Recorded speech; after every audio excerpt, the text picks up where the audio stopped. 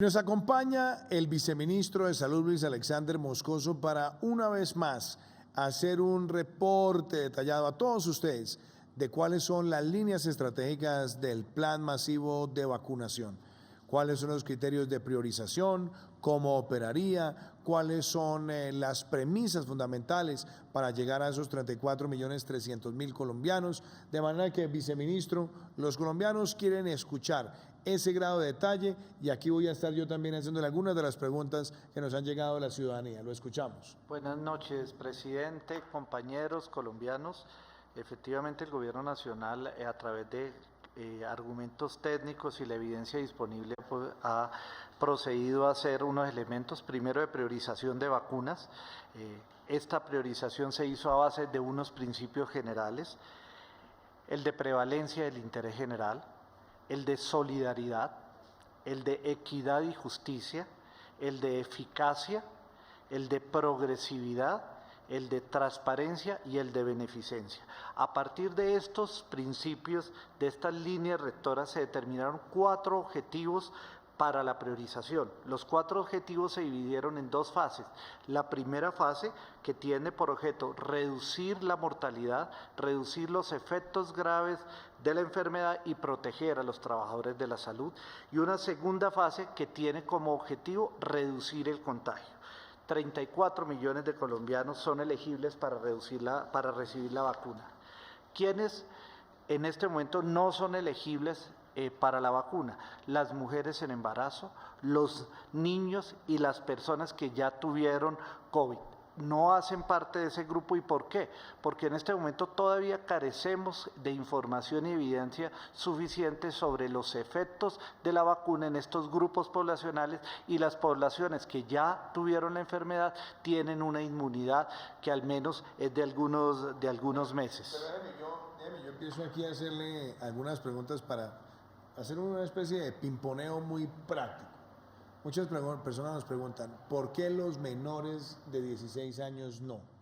Usted estaba explicando, entonces, ese criterio se ha venido aplicando en otros países, pero el criterio médico, técnico, ¿cuál es, Alexander? Los niños menores de 16 años presentan una baja mortalidad, una baja grado de complicaciones, y en este momento no conocemos las evidencias científicas sobre la aplicación de la vacuna. Entonces es un riesgo. En ese segmento de población. Entonces preferimos, como una medida preventiva y de precaución, esperar a tener mayor evidencia al respecto. Hablemos, por ejemplo, de las mujeres en embarazo. Las mujeres en embarazo, ¿por qué la recomendación que ya se ha visto en todos los países es que no son sujetas de la vacuna?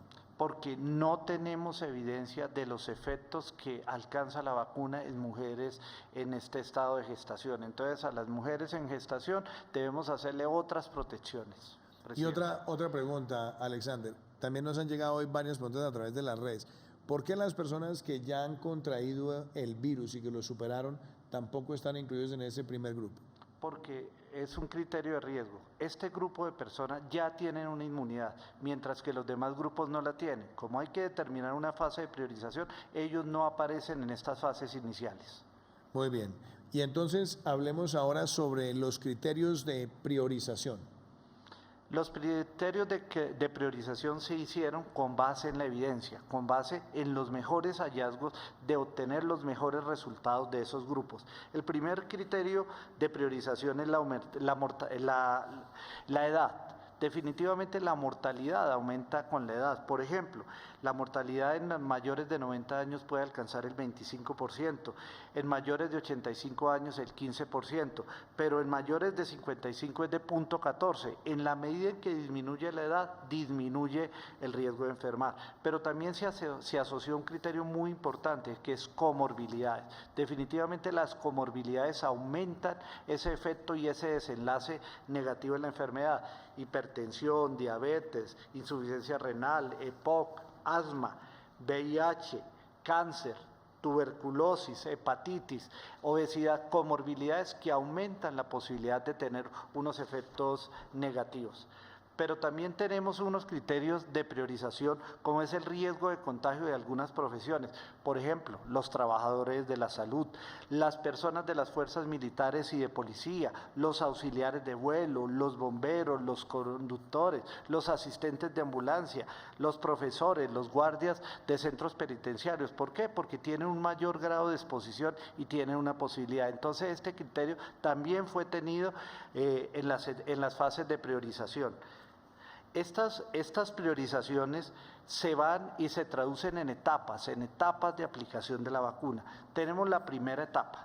La primera etapa está destinado al talento en salud de primera línea, es el talento de salud que más tiene riesgo de enfermarse, los centros de urgencia, las unidades de cuidado intensivo, pero también el personal de apoyo no asistencial que asiste a esas unidades, la persona de servicios generales, la persona que hace el proceso administrativo. Estas personas tenemos que cuidarlas y es el grupo prioritario, igual que la población mayor de 80 años.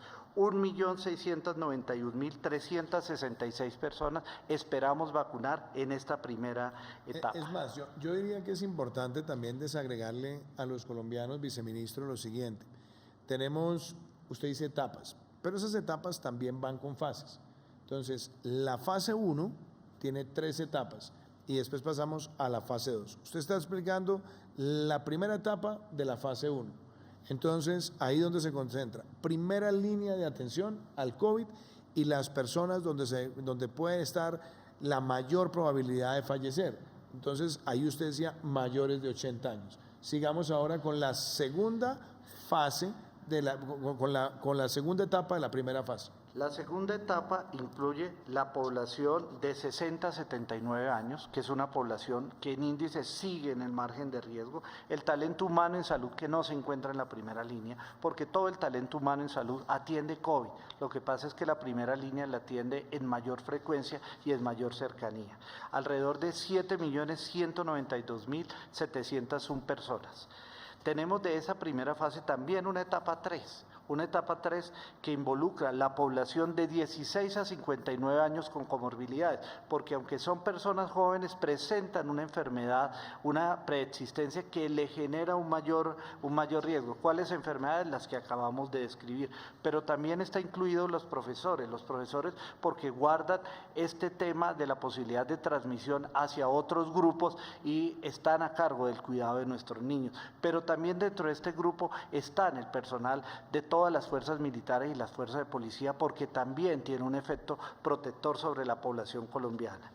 Tenemos una cuarta etapa que ya se empieza a visualizar dentro de la segunda fase, presidente, que son los cuidadores institucionales y las madres comunitarias que estamos evaluando, la población de otras poblaciones en riesgo y otras profesiones que tienen un riesgo de transmisión. Esperamos vacunar en este grupo 4.910.000 personas. Y la etapa quinta tiene que ver con las poblaciones que tienen menor riesgo, que son las poblaciones de 15 a 59 años que no tienen comorbilidades, alrededor de 17,5 millones de personas, 34 millones de colombianos vacunados, presidente. Eso me parece muy importante, que esa descripción está clara en el nivel de priorización que le hemos transmitido al pueblo colombiano. Y algo también, viceministro, que es muy importante, los estudios de cero prevalencia. Este ha sido uno de los trabajos más interesantes llevados a cabo por el Instituto Nacional de Salud, que nos permite llegar a esos lugares donde hemos tenido picos y hacer una proyección de qué porcentaje de la población ha tenido COVID-19, de tal manera que podamos medir grados de inmunidad colectiva. Importante que usted le hable a los colombianos sobre en qué van esos estudios y cuáles serán los siguientes. Arrojando resultados, presidente, pero es importante entender qué es un estudio de cero prevalencia. Cuando existen muchas personas que porque fueron asintomáticas no supieron que tuvieron la enfermedad o tuvieron síntomas leves que no consideraron ir al médico, pero se trataba de COVID. pero también tenemos personas que no fueron diagnosticadas. Todo este grupo de personas hoy no las conocemos porque los únicos que tenemos son las personas positivas. Entonces el estudio de seroprevalencia, ¿qué hace? A través de un estudio de sangre, le toman una muestra de sangre, le colocan y le hacen un análisis de anticuerpos y dentro de esos anticuerpos queda la huella que las personas tuvieron la enfermedad. Entonces, ¿eso qué nos dice? Nos dice en términos generales y porcentual qué porcentaje de personas se estima tuvieron la enfermedad. Lógicamente esta información es vital. Con esta información podemos proyectar y podemos afinar las curvas de contagios, podemos tener una mejor proyección del comportamiento de la enfermedad. Y yo creo que es muy importante porque es muy importante saber qué proporción de colombianos se ha infectado. Y yo quiero agradecer al Instituto Nacional de Salud y 9 entidades más que a través de un trabajo desde el mes de abril con una inversión importante de más de 20.000 millones de pesos han venido realizando esta primera fase de estudios de seroprevalencia que involucra 10 ciudades y tenemos resultados importantes. Leticia el 60%, eso significa que el 60% de las personas residentes en Leticia ya tuvieron la enfermedad, Barranquilla el 55%, Medellín el 27%, Bucaramanga el 28%, Villavicencio el 35%, Cúcuta el 30%, Bogotá el 26%, Montería el 59%. ¿Esto qué significa? Que ciudades como Montería tienen una menor probabilidad de tener infecciones, pero esto significa también que el 41% no se han infectado, igual en todas las demás ciudades. O sea, lo que tenemos que tener presente es que aunque tengamos una alta seroprevalencia, podemos tener un riesgo de enfermar. O sea, por eso no podemos bajar la guardia, no podemos dejar de adoptar las medidas de protección de todos los días, presidente. Y sobre eso, déjeme, yo también quiero hacer estos comentarios, porque lo que dice el viceministro es muy importante. Los estudios de cero prevalencia de las 5 ciudades nuevas nos indican, por ejemplo, Bogotá tiene una seroprevalencia del 26%. Ese mensaje es muy importante, ¿para qué? Para que no se baje la guardia. Primero, no se debe bajar por principio y segundo, mucho más teniendo una seroprevalencia tan baja. Una seroprevalencia que es muy similar a la que ha tenido también la ciudad de Medellín. Eso quiere decir que más del 70% de las personas no han tenido el COVID y eso hay que reconocerlo. Buenas políticas de prevención, pero si se relajan, estaremos viendo un crecimiento también de los casos. Por eso la alerta es muy importante. Bucaramanga está muy similar, seroprevalencia del 28%. Villavicencio, 35%. Montería la tiene más alta, 59%. De manera que este estudio tiene que llevar también una gran conciencia colectiva de que en estos días no podemos ponernos a jugar con candela, exponiendo a las personas cercanas a tener contagios en aglomeraciones dentro del hogar. Y yo creo que ese mensaje de cuidado tenemos que transmitirlo con mucha claridad y contundencia.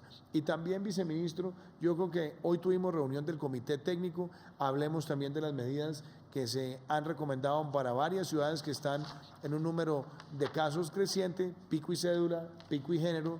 También en algunos casos se han aplicado toques de queda nocturnos, tendrán jornadas extendidas también de limitación a la movilidad por 2 días. ¿Y por qué estas medidas son necesarias para bajarle presión a las unidades de cuidado intensivo? Presidente, aislamiento selectivo. El aislamiento selectivo significa que se toman medidas en grupos, poblaciones, personas, de acuerdo a las condiciones epidemiológicas y las condiciones de atención en salud en el país.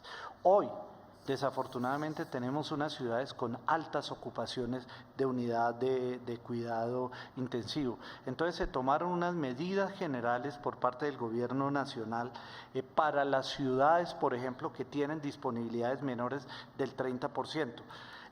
Tenemos, por ejemplo, preocupante, la disponibilidad en Bogotá es del 29%, en Antioquia tenemos una disponibilidad del 28%, pero en la ciudad de Medellín y en el Valle de la Aburrá del 21%, norte de Santander, la ciudad hoy más afectada y que más limitaciones. Tenemos una ocupación de unidades de cuidado intensivo en norte de Santander del 90%, pero en la ciudad de Cúcuta hoy a esta hora tenemos una ocupación del 93%, Risaralda y Pereira tenemos una ocupación del 78%, el Tolima El Tolima tiene una disponibilidad de alrededor del 28%, una ocupación del 72%, pero Ibagué tiene una ocupación mucho menor, tiene una disponibilidad mucho menor, de cerca del 10%.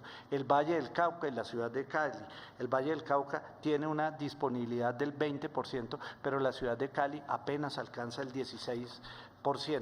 Por eso hay que adoptar medidas en cada una de estas ciudades. Estas medidas tienen por objeto dos cosas. Primero, limitar el uso de unidades de cuidado intensivo por efectos traumáticos y violentos. Por eso se adoptan medidas como los toques, como las limitaciones de movilidad y la prohibición del consumo, la limitación de los pilotos de consumo de licor, porque disminuimos la posibilidad de eventos de tránsito, de eventos violentos y otros que se presentan y que en estas festividades se presentan con mucha más frecuencia. Por eso hay una medida nacional para las entidades, para los departamentos o regiones con disponibilidad de menos del 30% de unidades de cuidado intensivo. Tenemos el limitar hasta las 10 de la noche los pilotos de consumo de licor, pero también tenemos que evitar que esa unidad de cuidado intensivo entren pacientes que se complican por procedimientos regulares, por procedimientos médicos. Entonces, en estas ciudades tenemos limitación de las cirugías programadas no vitales, igual de los procedimientos programados no vitales, para evitar que alguna complicación de estos pacientes termine en una unidad de cuidado intensivo que vamos a tener limitación de atenderla. Y tenemos unas medidas locales ajustadas a cada región. Por ejemplo, pico y cédula, que dependiendo de la severidad del comportamiento epidemiológico y de ocupación puede ser general o del comercio.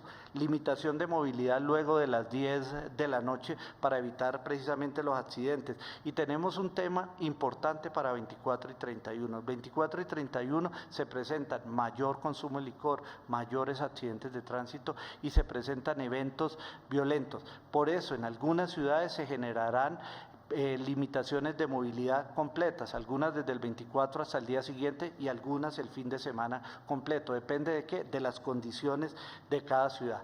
Pero para todo el país existe una recomendación general, que es la limitación de las reuniones familiares. Especialmente cuando tenemos dentro de estos grupos personas con comorbilidades o personas mayores de edad. Mire, estamos a unas semanas, estamos muy cerca de la vacuna.